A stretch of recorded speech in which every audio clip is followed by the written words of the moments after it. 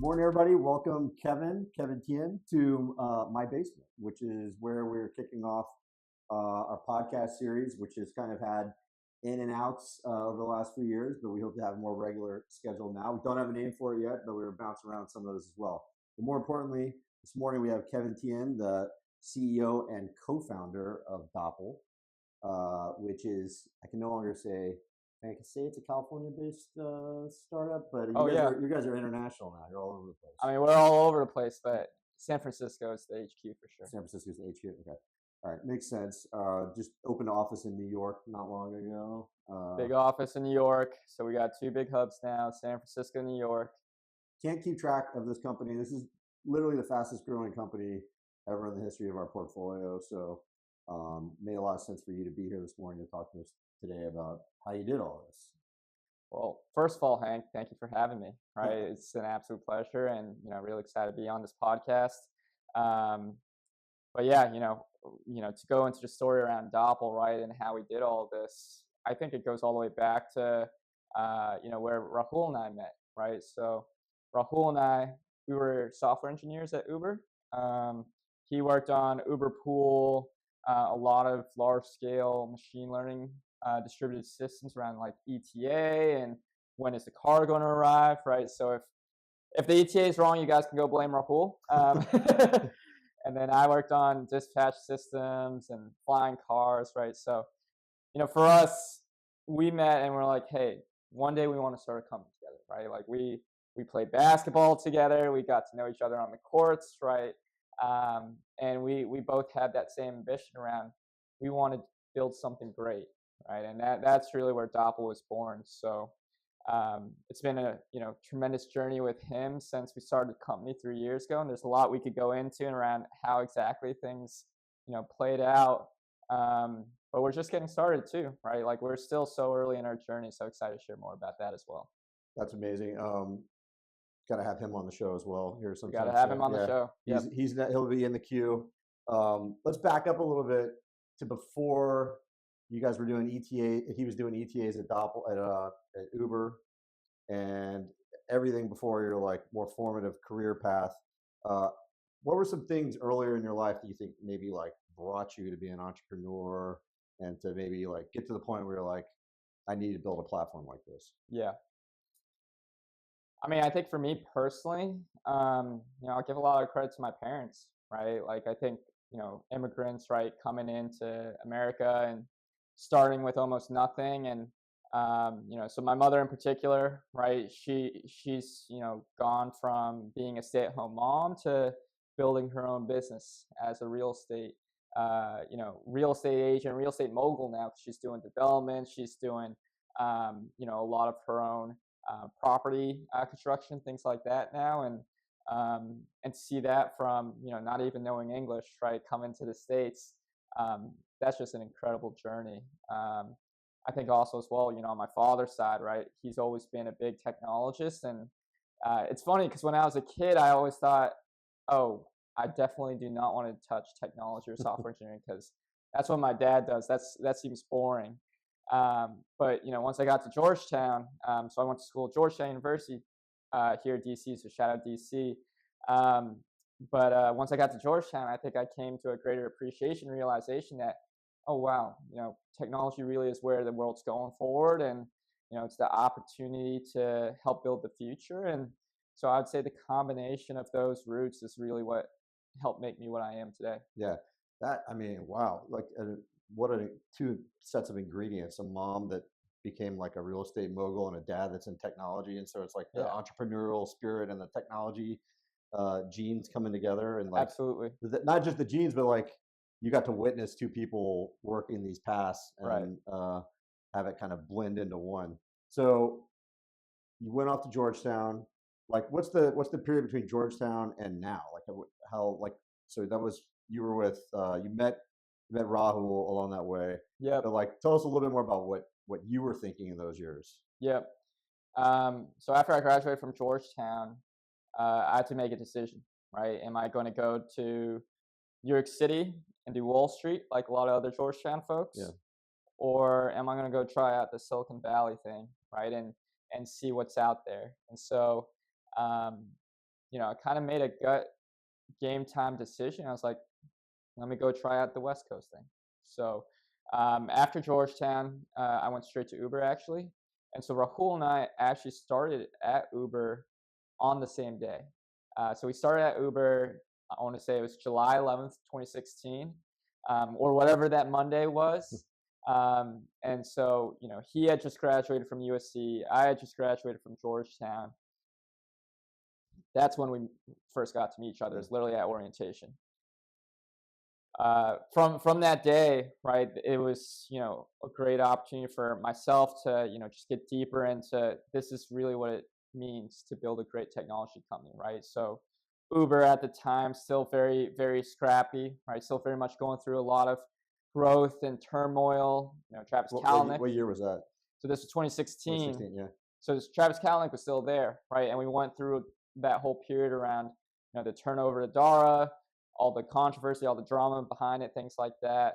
But it was really an opportunity for me to really get exposure to like, this is really what it looks like to build a great company and have highly functioning, high execution teams and learn what it was like to build great technology as well. So I think those were formative years for me from a career perspective to really get that practical experience and really, get to see that culture right around this is what it really means to build something that can be generational, that does really change the world.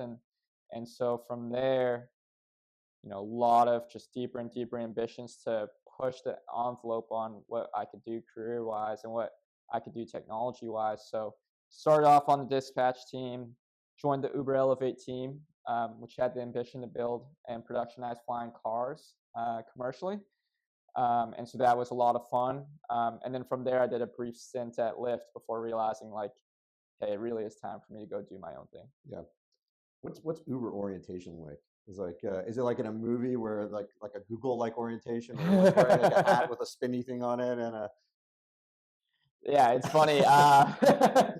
So I would say like, there's definitely a lot of Kool-Aid for sure, Yeah. right? Like you go on and join and and I say Kool-Aid in the most positive sense, right? Like that's really what makes these companies special is you get people really deep into the mission, right? It wasn't exactly, an Owen Wilson, Vince Vaughn movie per se, right? That's what like, I was envisioning. Yeah. Yeah, we weren't, I was hanging out with some celebrities, right? And Yeah. and we weren't going to go, do crazy stunts or something like that. But certainly the camaraderie was high. The program was excellent in terms of getting people on board with, not just the basics around, hey, this is, how IT works here at Uber. This is how HR works at Uber. This is how DevOps works at Uber. But there really was a cultural onboarding as well, right? And I think that's so important. Yeah. So important. Yeah. Especially if you're like a cohort coming in together. Exactly. And I mean, it looks like, it paired up two amazing people together. So something was working right there on the very first day. For sure. Interesting how that works. Like I've seen a lot of positions out there like chief culture officer at larger companies, because like, especially now that you see some of these positions like these DEI positions and stuff transitioning to other things. Right. There was already chief cultural officers, but now I see a lot more chief cultural officers, and I guess that's more important than ever in a big organization, and even an organization like yours is growing so fast. Like keeping that early stage culture going, and it's a good transition into like what the heck is Doppel? Like what is Doppel? And then we'll talk about the spark that brought on Doppel. But what is Doppel?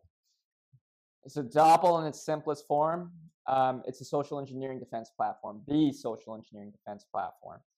And so what we mean by that, and really where the premise of the company is look, with AI, social engineering really has become the greatest threat for security practitioners.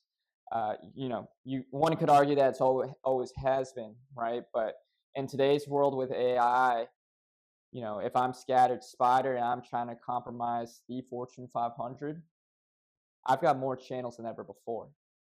I'm not just shooting phishing emails and doing the traditional, impersonation attacks now, but with AI, I can run automated phishing and smishing campaigns through our telecom networks at scale. I can set up fake personas with tons of credibility on social media. For example, we've seen a lot of fake LinkedIn accounts, fake employees for companies, um, targeting offshore teams, targeting customer support teams, targeting more vulnerable segments of your corporation, right? Um, Google turned off certain trademark protections on ads 2 years ago. And so with AI now, you can actually run AI ad bots that are spinning up fake campaigns, credit theft campaigns, and making sure that that's the top search result whenever someone from your help desk is Googling something. These sorts of attacks are now just easier to automate at scale. They're multi-channel, multi-touch, and premise around Doppel is that you need an AI native social engineering defense platform to combat all these attack vectors. Yeah. What was the spark? Like, what was the spark when you guys said, this is the direction we're going to go in, when you guys decided you were going to start something? Did you know at that moment you were going to start something that was going to end up being this, or how many twists and turns did it, wasn't there like a Web3 component to it? There was. Yeah. Yeah. I mean, and there still is to a degree, right? So I think when we started the company, this was right before ChatGPT came out. And so my co-founder, Rahul, he was actually roommates with one of the heads of research at OpenAI. And so he got a sneak preview into where AI was going.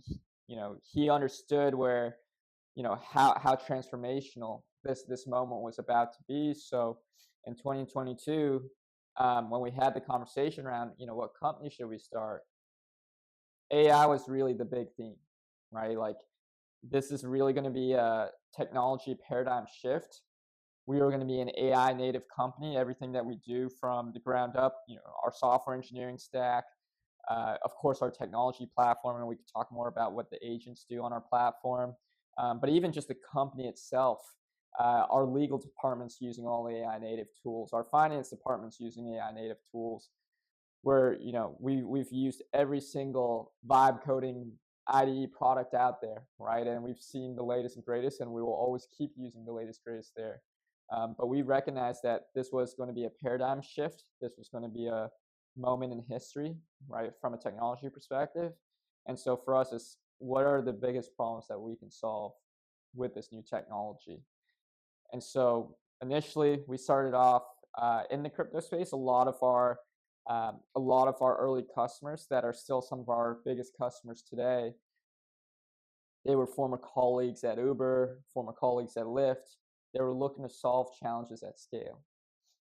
Just, in particular with the crypto space, right? Just social engineering, fraud, phishing, impersonation. It's just on another level, given how much money you can make off of it as a nation state actor, as a cybercrime group, as a amateur out of the basement, right? And so that's where we were battle tested, right, from a technology perspective, is we got to be able to ingest hundreds of millions of transactions daily. We got to be able to, glean out the signal from the noise, right, using our own models and LLMs and agents. And that's really where Doppel was born. But yeah, there really was some evolution and pivots over time to make this more and more extensible to the point where, where Doppel is today, where we're serving several of the Fortune 500 companies now, several Fortune 500 logos. Of course, still some great high growth digital native companies as well, and helping them solve the problem around scattered spider and all these other threat actors. How do you get people to, I think a lot of people would like to understand this, because in security, sometimes it's so hard to go to a trade show or just have an elevator pitch and quickly explain to somebody about what it is you do compared to the sea of other security companies out there. Well, you guys have been pretty successful at that in a pretty hard space where, like, oh yeah, we help defend against social engineering attacks. Right. Like, what the heck does that mean, right? Right. And there's like a billion different entry points that can, really different attack vectors that exist out there now. So, you're like playing whack-a-mole like a traditional cybersecurity, but somehow you guys have cut through the noise and are able to resonate with people really quick. Is it the messaging? Is it the scope? Is it the size of the problem? Is it a combination of those things that's allowing that to happen? Yeah, I think it's a combination of all the above, right? So let's start with the size of the problem, right? In terms of the number one reason for breaches per the Verizon report, social engineering is number one. When I went on an interview loop with the Fortune 100 specifically, right, and their CIOs and CISOs, the number one way that these companies get breached today is through social engineering attacks. Um, Everyone knows about Scattered Spider now, and with AI, right, we're seeing deepfakes, we're seeing people able to, spoof calls and, run AI agents doing calls end to end. We're able to see, some of these real live personalized SMS campaigns now, things like that. So the scope of the problem is just greater than ever before, and it's really, really, it's a really, really hard problem to solve as well, right? And so from a messaging perspective, I think that's where the messaging has lined up well with the inflection in the problem size, right? Where, hey, we do traditional core use cases, right? And so that's something that helps bridge the gap as well. We do the traditional brand protection. We do the traditional executive protection, digital risk protection. We actually just launched a new simulation product that enables us to take advantage of this data from the brand and executive side and run multi-channel simulation campaigns that go far beyond just the traditional email simulation that a KnowBe4 would do. Yeah. So we do map this out to existing categories that these buyers are looking at. But what we do though is we connect it to one bigger theme around, like, why does this matter? Like, why do I need to protect my brand? Why do I need to protect my executives? Why do I need to do security awareness, or why do I need to run simulations, right? And so that's where our messaging has been key. It's like, well, you do it for a number of different business reasons. One, you're protecting your customers and third parties, and that helps you reduce account takeover loss, fraud, customer support tickets, third party risks, things like that. Two, you're trying to protect your organization.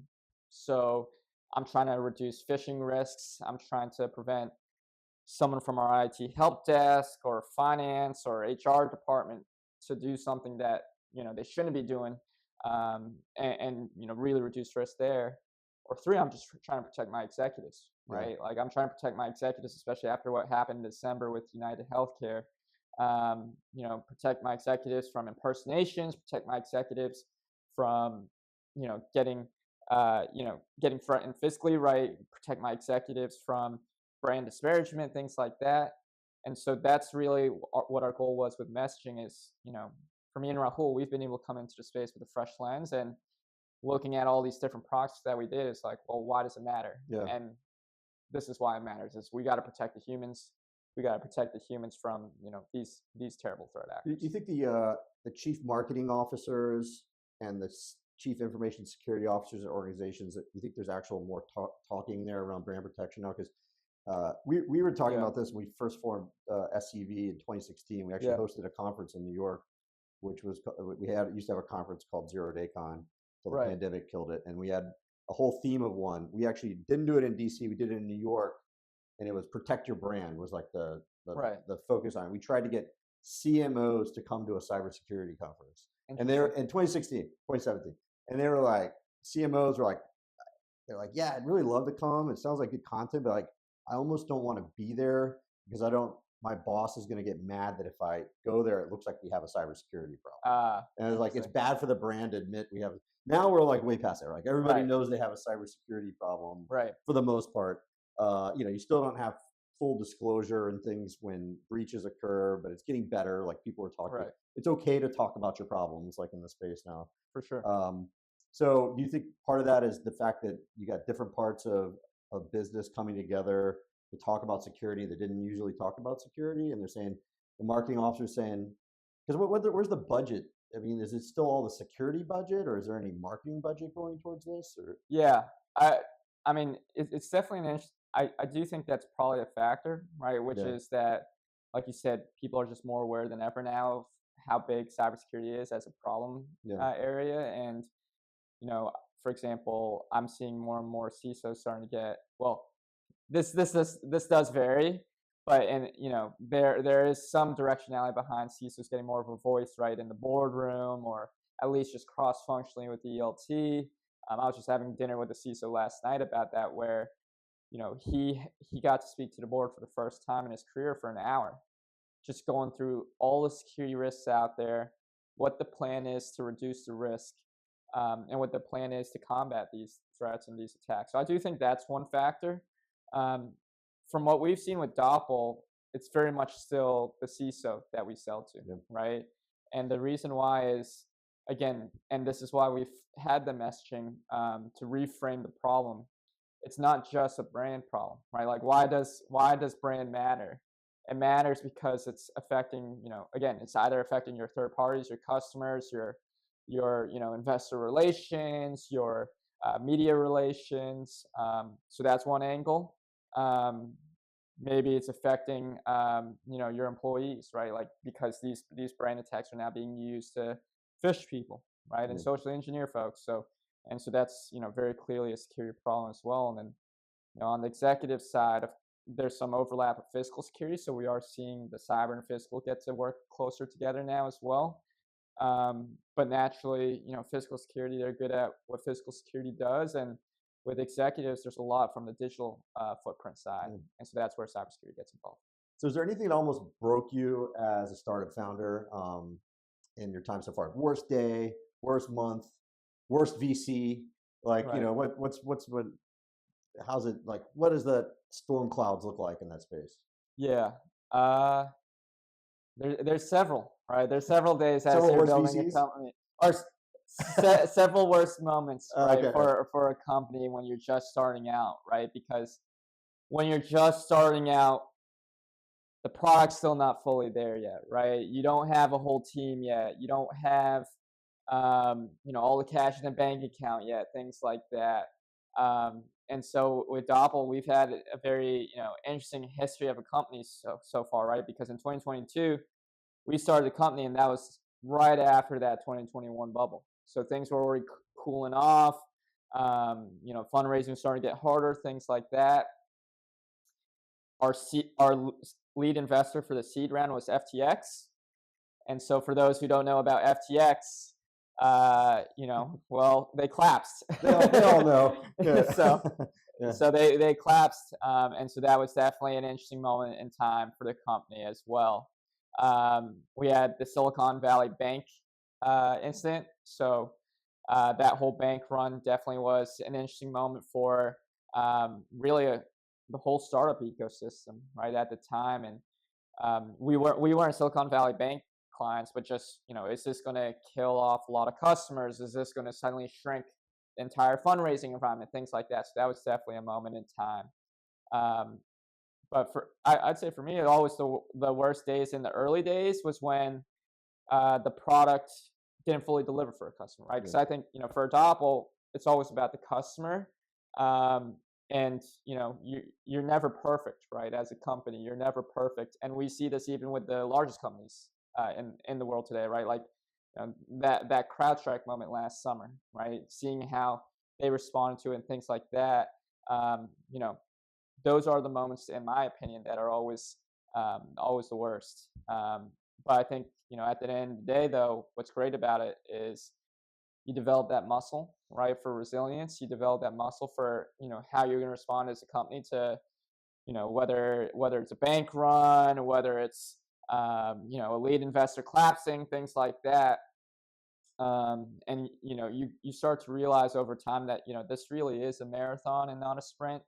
And it really is true that it's never as good as you think it's going, and it's never as bad as you think it's going, right? Like it's always somewhere in between. And so I think a lot of the leaders at Doppel, for example, I think something that they do a great job of is staying consistent, staying calm and collected every single day. Yeah. And so, when you don't get that deal, or some PR thing comes up, things like that, the company's prepared, the leadership's prepared, and we've got that muscle for sure of always bouncing back. The something I've seen, I was a services guy, I was a government guy, then I was a services guy, and I only really became a product guy when I was a services guy, a consultant, wrapping myself around products. And that's kind of where I came with the idea to start a venture firm focused on products. So I was like, where the heck are all these products coming from? Like, this magical land of Silicon Valley, and they weren't necessarily always mapped to a problem. There was just somebody building a thing, and you guys kind of did the opposite. But how did now that I'm in the product world for the last 9 years, some of the like the our biggest wins versus our biggest failures have been finding the right people, that consistent attitude of like Right. staying positive. I like that you point that out, but also like getting rid of people that aren't working out for that type of environment as Right. fast as possible, because you Yep. can't have them hanging. I mean, you just can't have in an early stage startup, from my perspective, somebody just hanging out and for whatever reason they're not working out. Yep. How have you guys handled that? Like, it seems to me that you're using a different formula than a lot of other companies. Sometimes it's, well, I can't do it right now because of this or that. Right. But you just got to like fail fast and move on. I Yeah. know that's an overused term, but what does that process look like for you guys? Because I think like it's whatever it is, it's working for you. I think the biggest thing is you gotta chase the pain, right? So where are the pain points in your company? Where are the bottlenecks? And oftentimes it's, and I think I've come to learn this a lot as, as a first time founder, as a first time CEO, right? How important it is to have the right people on the team and then point them in the right direction. So oftentimes when we see bottlenecks at the company, when we see pain points at the company, it's, maybe we don't have the right person there, or maybe we're not pointing them in the right direction. And so I think that's always the toughest thing when it comes to, you know, people management in general, right? Is sometimes you have to move on from folks, and it's no fault of theirs, right? Like it's ultimately always our fault in Yeah. terms of putting people in the wrong position, not doing our full due diligence on running a rigorous hiring process. Um, Maybe it's just the company's needs have changed, Yeah. right? Things like that, and they were great in those early days, and maybe not necessarily great at the scale up, Yeah. right? But I That, think the biggest thing is you got to chase that pain. that's a big one. Yeah. I don't see a lot of other companies doing what you guys have done as far as like kind of swapping, bringing in new talent as the company's scaling up, Yep. because there are a lot. You really do. It's almost like a hockey game. You're like swapping people in and Yeah. out, and it has to happen fast, or you're going to get a penalty, or Right. you know something bad's going to happen. You're not going to have enough people on the ice, and it really is a synchronization there that it's definitely something special that you guys have going on in that space, and I think a lot of people can learn from that. So I'd love to pick your brain on more of that, maybe on a follow up episode about how to staff up a company Right. and things like How to that, scale. how to scale. But you have some great investors that have some great track record on that as well. So that's amazing. Back to the physical convergence of security and physical security and cybersecurity. So Yep. the kinetic world and the non-kinetic world. Um, Man, I've been watching. I'm old. Like, I've been watching those two worlds come together for a long time. When I Right. was in the military and when I was a Right. consultant, uh, it's like the gates and guards culture versus the cybersecurity kind of more like geeky, living in a room, Right. like looking for red lights and green lights and ones and zeros, and getting those back to cultures, getting those two cultures to come together has always been a challenge, and especially in organizations where there really is like physical gates and guard, like literally a gates and guards culture, and there's a security apparatus at like maybe data centers or something like that, Yep. and a cybersecurity world, and having like a fusion center where you can like cross queue information and things like that. I think about what just happened at Coinbase, um, and you know, from what I can tell, it's not a classic like somebody breaking in a fence and getting into a data center, but having somebody, essentially take a bribe, that's a foreign contractor or even a domestic contractor or whatever. You can't stop somebody taking a bribe with a cybersecurity product. But you can vet people with Mm. cybersecurity like tools. You Right. can use things that might live in the cybersecurity world to make better decisions, or there might be even new categories of tools that are coming into cybersecurity that'll help Right. the physical security world out. I kind of view you guys in that space where it's, um, whereas like your zone of protection can kind of naturally move into the physical security Yes. protection Yep. without it really having to affect how people do business or something like that. Does that make sense? Like the Venn diagram is like coming together. Absolutely. Well, it's because at the end of the day, what we're so focused on is people, Yeah. right? With what we do at Doppel. So one of our hottest growing products is, all things executive protection, Yeah. right? So we got to work with the election campaigns last year, which was, an absolute privilege, and doing it for both sides of the aisle, right? And just seeing the sorts of threats those executives and VIPs were facing, it's just on another level.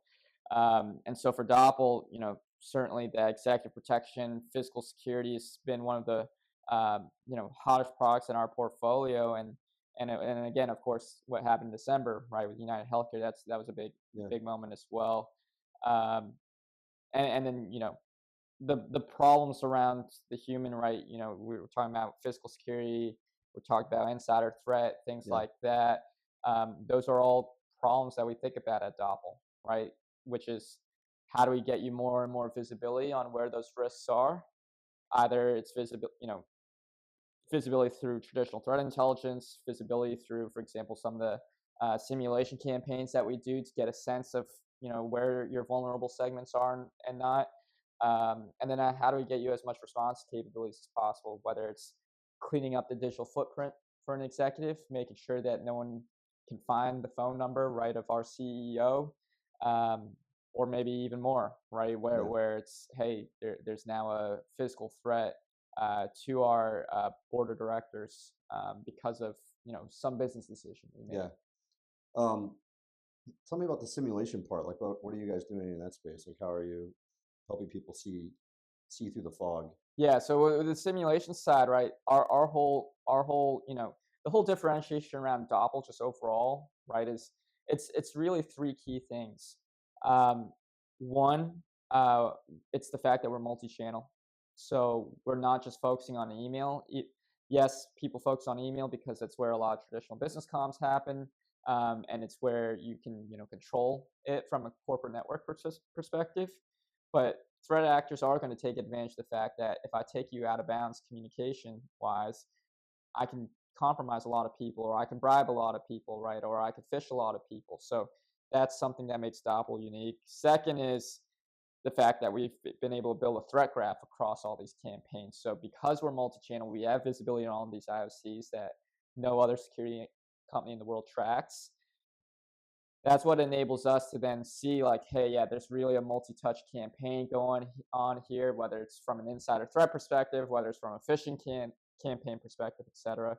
And so that's something that we could simulate as well.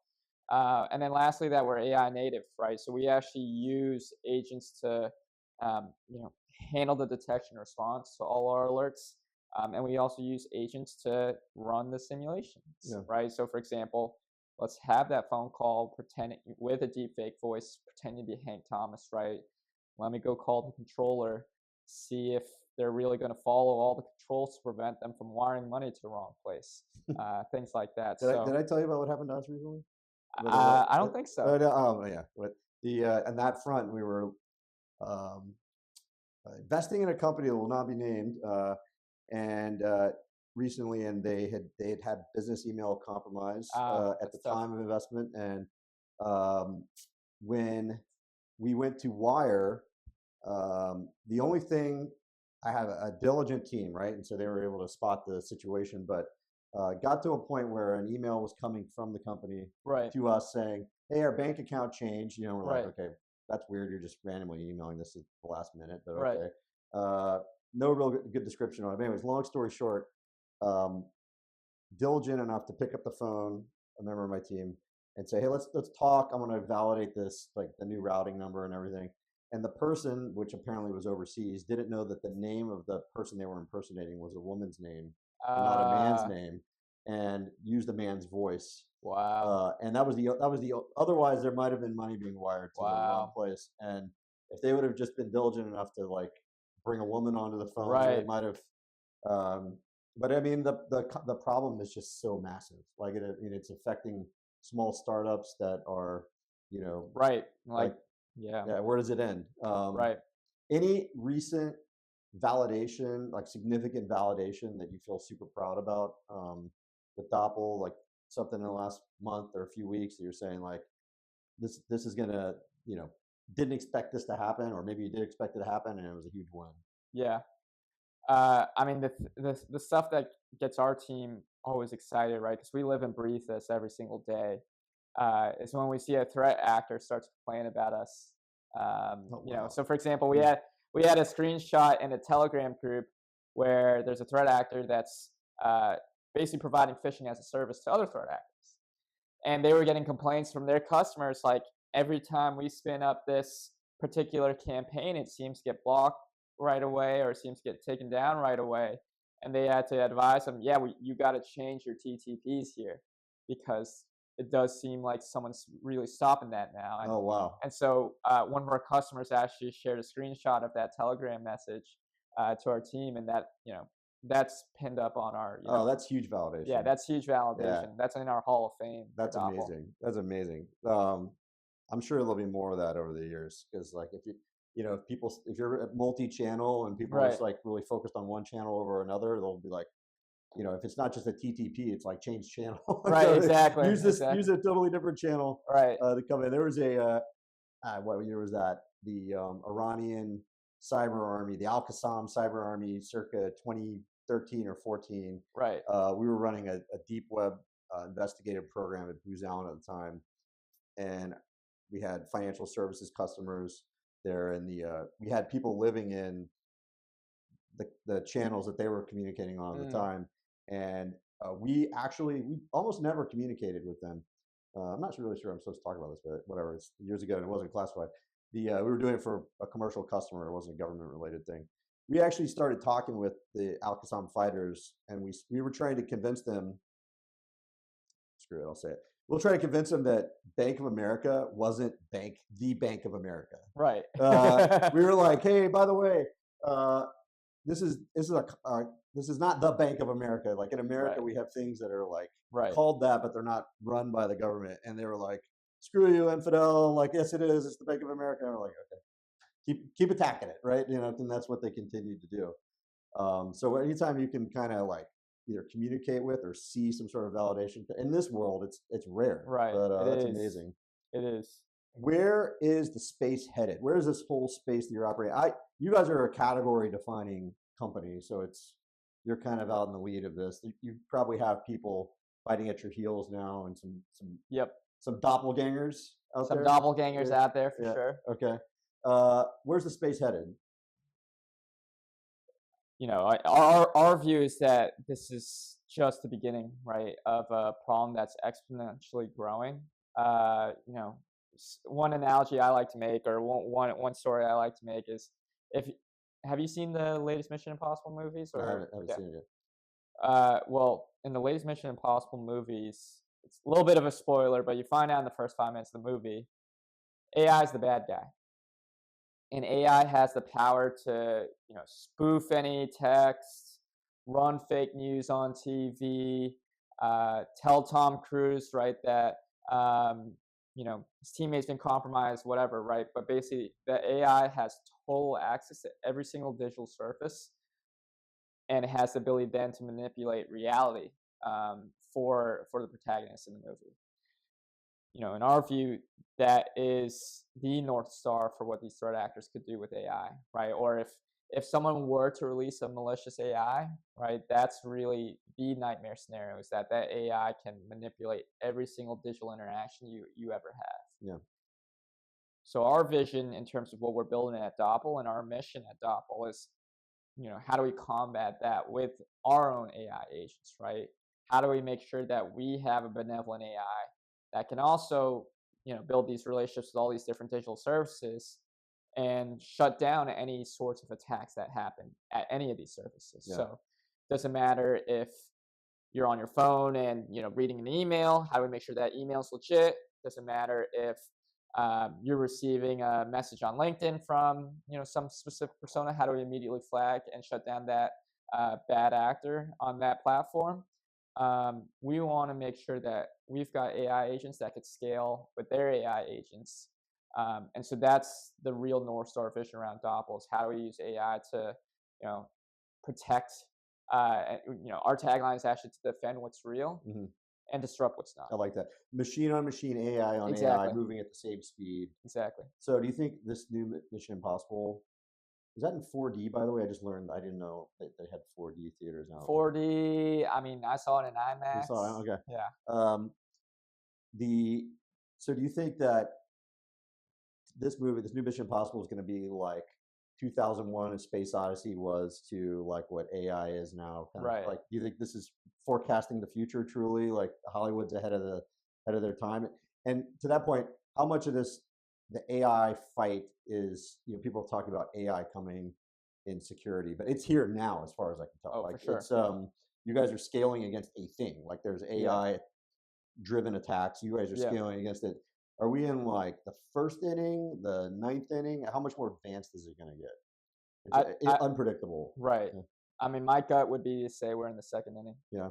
Okay. Yep. And yeah, I mean, we see it every day, right? It's, sometimes it's just the volume of attacks, right? Yeah. So some AI skeptics are like, oh, does it really change the attack surface? Does it really change, these threat vectors?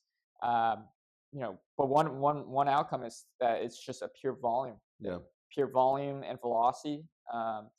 And so, what we're seeing is the traditional vendors that they're using just can't keep up with that scale. They charge, per response, and so then your costs, really spiral out of control as well. And so we're seeing that, but I'll throw in a third V: volume, velocity, and then variety of attacks as well. So just the deepfakes, right? Is just on another level that couldn't be done before. Yeah. The ability to hyper personalize these campaigns at scale is also something that couldn't necessarily be done before. Like our very first beta product, our simulation product, Rahul showed me this. He actually called OpenAI's deep research function to generate a campaign targeting one of our employees at Doppel. And it was incredible because the prompt was very minimal, but the AI agent figured out who Doppel's customers were, who the champion at the customer would be, and sent an email to our CSM. Wow. And then followed up with a SMS message as well. And so that was very scary to see. It's like, if the wrong people get the hands on this technology, and it's, the question is less of if, it's more of when, right? Yeah. And how they figure out to operationalize it. You can basically be sending, hyper personalized campaigns to, every person in the world. The nature of warfare beyond just criminal syndicates attacking corporate entities in America, but I know you guys operate in both the commercial and the federal space. The nature of warfare and cyber warfare is very same in the commercial spaces and the federal space. The nature of warfare in general is just there hasn't been as an inflection point like there is today in a long, long time. I mean, right. We could go back to a lot of different things, transitioning off the horse to the tank and things like that. And invention of like aviation as a military use case, the advent of the internet. But now, like you have, the Army. The other day I was on a call with the Army Cyber Institute, talking about what they were doing. And, there's a number of these think tanks out there, but they're in a really unique space because they're located at West Point. So they're at an academic institution. And their job is, as a think tank, is to really just think about like 10 ridge lines, to use an Army term, think 10, 20, 50 ridge lines ahead of where the warfighting army can think on its own, because the warfighting army is just thinking about like that next battle and like what's going to happen. But they need a group of people that are thinking 20 ridge lines out, or, in terms of years, 20 years out or 5 years out. And we go to war against a near peer adversary now. It's not going to necessarily be tank on tank. It's going to be cyber on cyber, drone on drone, AI on AI. You may not even have like humans ever like contacting each other physically, to be so far until we run out of energy, right? And everybody like nukes everyone's energy. And then we like fix bayonets and charge each other in a Stone Age like situation. Right. But there is like, I don't want to say it's like in the DoD space right now, it's not full on panic mode but it's close to that when it's like, we have to change a lot faster than we've ever changed before. And we have to find new avenues, and they don't necessarily have these mechanisms in place to bring people on board as fast as they should in the acquisition process. So That's I'm glad that you're here in Washington, like talking to a lot of people about what you guys are doing because it's Yep. super needed. What back to just kind of like the entrepreneurial side of it? What is it that you? What are some tips Kevin has to like staying mentally sharp and you know the business side of things? Like Right. you're having to transition from thinking about threats to running a business. Like, what are some best practices for you for staying sharp? I mean, I think the biggest thing that we did over the past 12 to 18 months is we've built an incredible executive team, and that's been tremendously helpful in the sense that I don't have to be everywhere all at once, right? And we've got folks that are better than me at Mhm. individual functions, whether it's sales, whether it's marketing, whether it's our customer experience, customer success, things like that. And so I think that's been something that was a big game changer for us. Is we've got a strong executive team from CrowdStrike, Okta, Tanium, former CISO of Fortune 100 companies, um, and that's really been a game changer for the company. Yeah, you really have built an amazing team. Yep. Okay, last three questions. We're going to talk about what keeps you up at night. What's your favorite tech outside of Doppel? Okay. Doesn't have to be in security; it can be whatever. Yeah. Yep. And let's talk about the last book you read and like what are you listening to right now, your favorite album, things like that. Oh, So if you're not listening to anything because you're too busy, but right. maybe it's just a audio book. I don't know. But what keeps you up at night right now? So what keeps me up at night? How do we do more? Yeah. Which I know a lot of founders think about a lot, but you know we're blessed to be in a position right now at Doppel where we're just growing so fast, and our core products are getting adopted by all the enterprises around the world now, and we've got global customer network now. My thought is, how do we do even more for them, right? So that's why Rahul and I, as technologists at heart, we're constantly shipping new products. We're constantly shipping new capabilities in our core platform. And how do we basically make sure that we're listening to customers around where the next new wave of threats are going to come from? So that's what keeps me up at night. How do you guys keep track of that? Like you hear from people constantly. Is it sort of like if you hear it enough times, you start to believe that it's the biggest issue, Yeah, or because everyone, building a product in security, sometimes you could start to build something for your biggest customer as opposed to right. like some like how do you validate what everyone's saying? I spend a lot of time with customers. Yeah. It's the most important thing at Doppel. So I'm on the road right now on the East Coast because I just the other day I had lunch with a customer, coffee with a customer, dinner with a customer, afternoon meeting with a customer, and then another afternoon meeting with A lot of another listening. customer. So a lot of listening, a lot of engagement, active listening as well, right? Which not just, oh, cool, you told me this, I'm taking notes, but it's, you told me this. Have you thought about this? Why aren't you just doing this? Things like that, and then really getting a deep understanding of where the pains are. Yeah. um, I think that's just what's so critical for a technology company. Yeah. And then you have a team to like kind of punt things to it at that point. Now it's not just you going to follow it up. Yeah. Exactly. Yeah. Yeah. So we've, our whole executive team is very customer first, customer centric. So we're all out on the road together. So I was actually just with, our sales leader and our ex CISO together in New York City, having these conversations. It's amazing. Favorite tech? Favorite technology? Look, I'm a software engineer at heart, right? So for me, it's whatever is the latest and greatest AI, vibe coding tool that our team's using. So we've used everything, right? Copilot, Windsurf, Cursor, trying out Cloud Code now as well.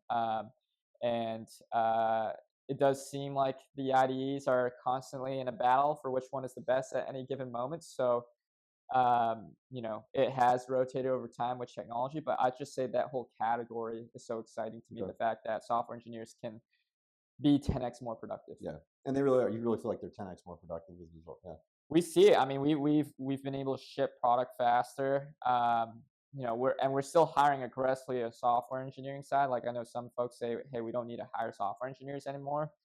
But for us, it's a competitive game that we're in against the adversaries, against our business competitors, and so for us, we always want to be the fastest team in the world. And if the horses are getting faster, right, doesn't mean that, you're taking your foot off the gas. Yeah. Have any time to like actually read books? I know I said that a minute ago, like right now, or listen to music, or when you're flying to LA back to the East Coast, like how do you spend your time?